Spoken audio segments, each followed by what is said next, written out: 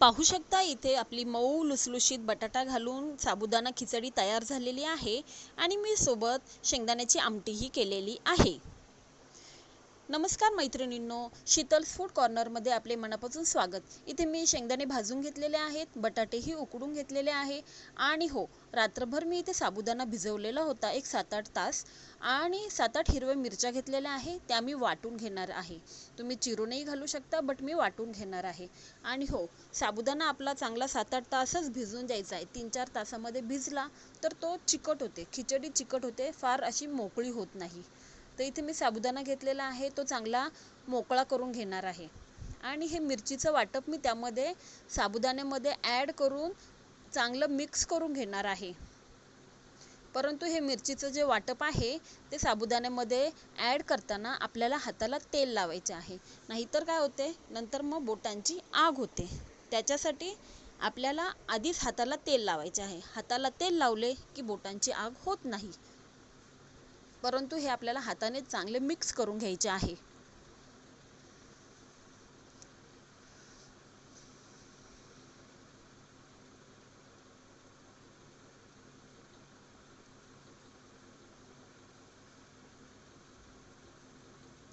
मी इथे sunflower oil घेतलेला आहे, तुम्ही तुपातही करू शकता।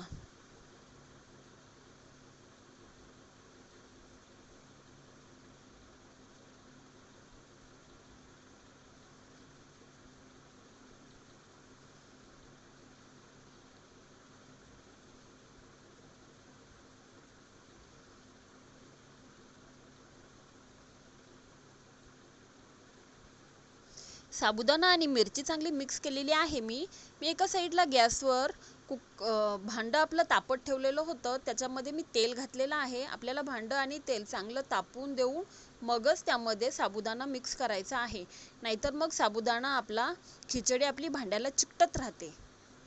भांडं चांगलं तापवलं की मग खिचडी साबुदाणा आपला चिकटत नाही।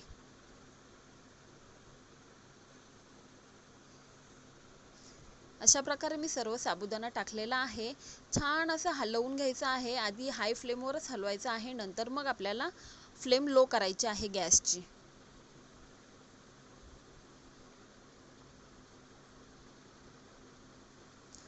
पाहताय आपला साबुदाणा किती छान असा हिरवागार दिसत आहे, परंतु ही खिचडी काही तिखट होत नाही, मिरची प्रमाणात वाटून घातली तर।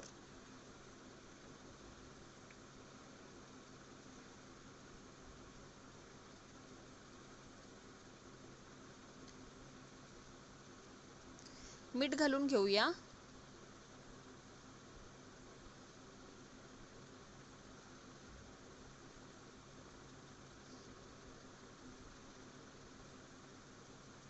त्यामध्ये आपण घालूया वाटलेले शेंगदाणे, शेंगदाण्याचा कूट घालून घेऊया। ओबडधोबड वाटू शकता, थोडेसे बारीक करून घातले तरीही चालतील।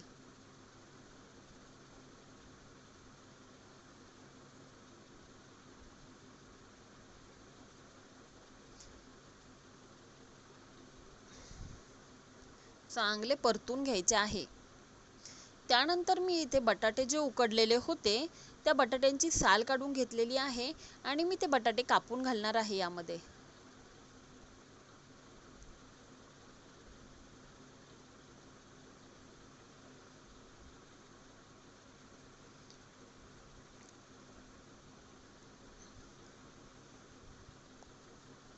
आपले बटाटे खिचडीमध्ये ॲड करून चांगली खिचडी आपल्याला परतून घ्यायची आहे।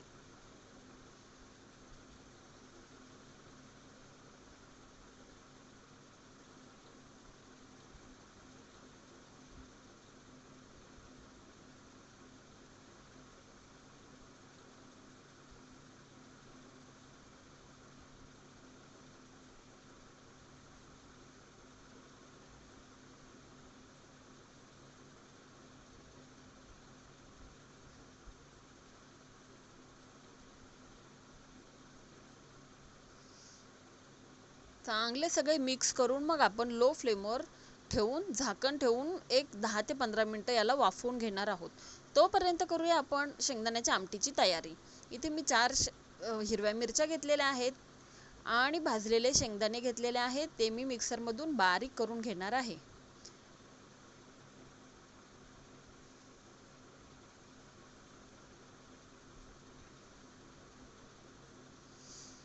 आपलं वाटप तयार झालेलं आहे. मी कढईमध्ये तेल गरम करत ठेवलेलं आहे आणि आपण जे वाटलेलं आहे वाटप आमटीसाठी, ते आपण त्यामध्ये टाकून घेऊया.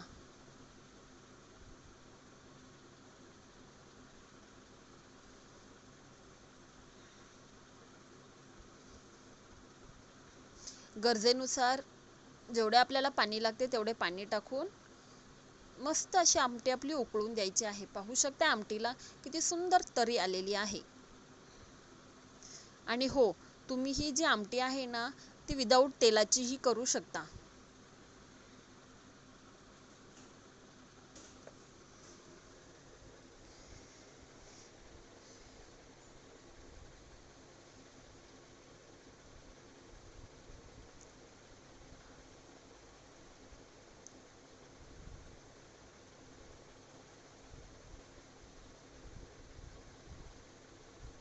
मीठ घालूया चवीनुसार.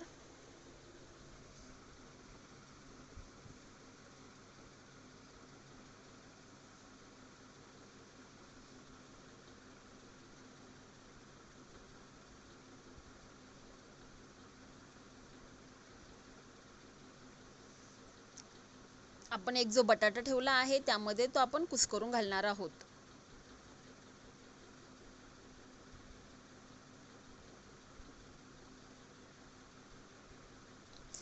पाहू शकताय आमटीला आपल्या छानशी आता उकळी आलेली आहे.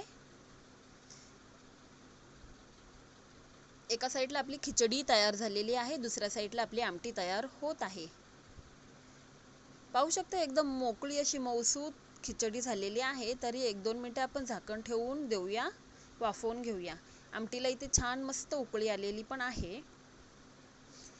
अशा प्रकारे तयार आहे आपली उपवासाची साबुदाणा खिचडी, बटाटा घालून आणि उपवासाची शेंगदाण्याची आमटी.